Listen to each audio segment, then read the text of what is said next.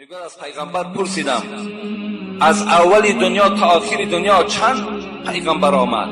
حبیب خدا گفتن 124,000. گفتم چند تا این رسول بود؟ گفت 313 تا این رسول بود. این گونه روایت هم آمده است.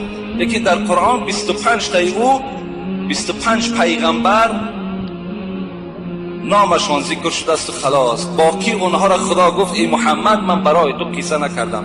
من از تفسیر ابن کثیر نامه های اینها را نویساندم، میخواهم گوش اندازیم.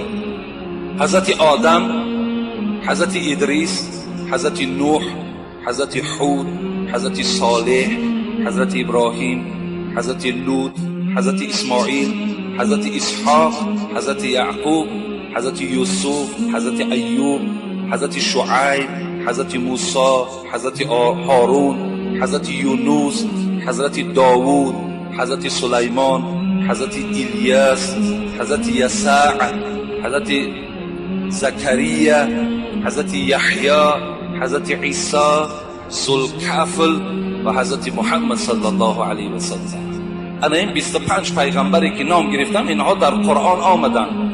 دیگر این 124,000 پیغمبری که پیغمبر ما با ابوذر جواب گفت، باقی اینها را خدا گفت من برای تو محمد صلی الله علیه و سلم قصه نکردم.